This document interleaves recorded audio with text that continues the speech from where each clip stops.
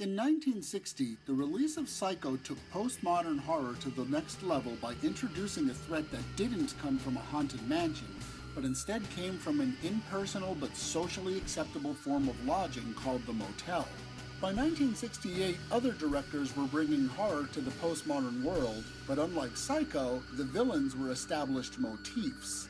In the 1970s, films like Bay of Blood, Texas Chainsaw Massacre, and Carrie took a cue from Psycho by making their villains the men and women next door.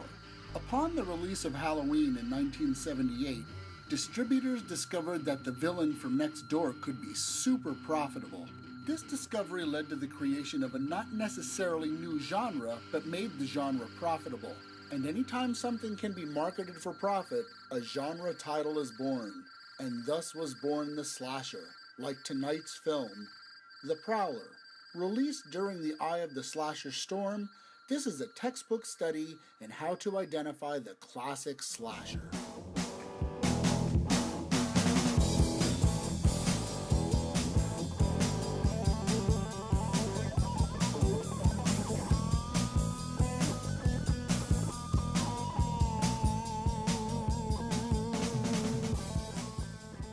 Tonight on Klimczak's Killer Collection, we're going to take a look at the Blue Underground's DVD release of the 1981 slasher, The Prowler.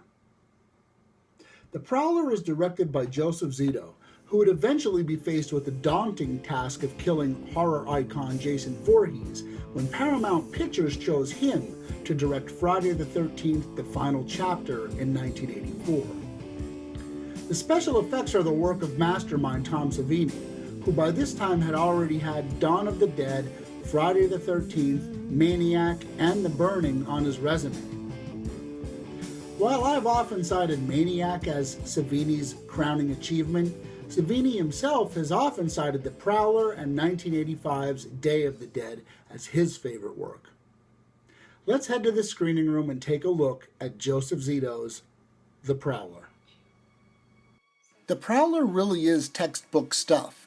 Using the classic formula, The Prowler begins with a crime that takes place many years before the present story. By this time, all of the good holidays had been taken, so our filmmakers settled for something a little more generic, a graduation dance.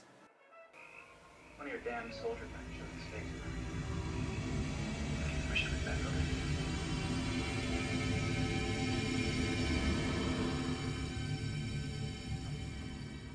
A young couple is murdered on the night of said dance, and of course, the crime is never solved, setting up a motive for someone to go hacking teenagers to bits on the eve of their graduation dance. The first graduation dance to take place since the tragedy in 1945. Well, it isn't Deputy London. Keeping an eye on things. Hi, guys. The Prowler takes a cue from Friday the 13th Part 2, and drums up a confident blonde girl next door type in lead Joy Glaucom. The Prowler takes place in a sleepy Jersey seaside town, the type where red herrings are abundant and innocent young women are plenty as well. Well, what the hell are you doing still out here?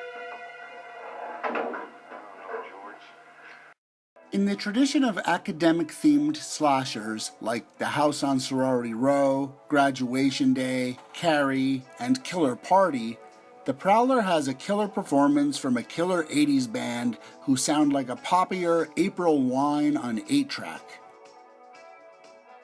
Well, Mr. Turner, what do you think? Oh, it's exciting. Just like the good old days. These magic words are the incantation that summon the perpetrator of the original crime to return for a slashing spree. And he certainly does. The Prowler is like a desperate mix of Halloween and Friday the 13th.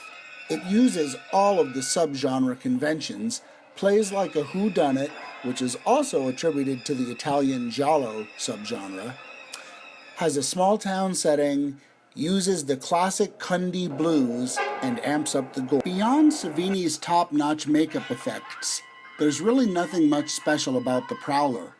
It's by the numbers. And because it's by the numbers, it takes itself way more seriously than it probably should have.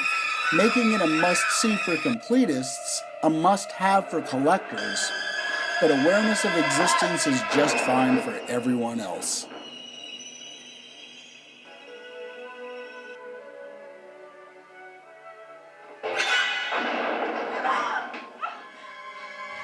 In the midst of the indie distributor theater blitz, the Prowler didn't make much of a noise on the radar, but cable showings and video rentals kept the film from being forgotten.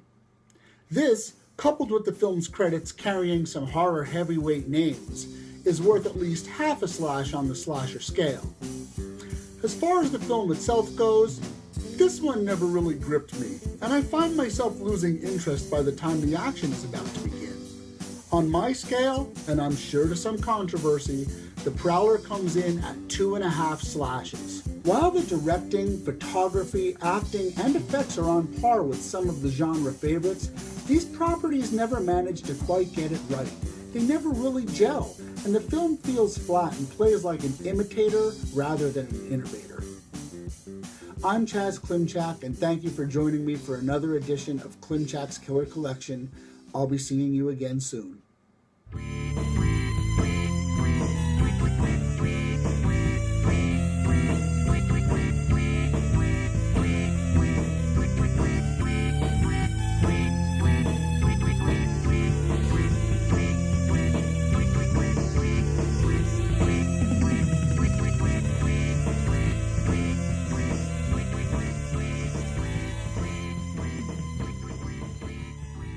Action. Tonight on Klimczak's Killer Collection, we're going to take a look at the blue... Oh, crap. What's bad about this? Night, Mr. Waba. Do-do-do.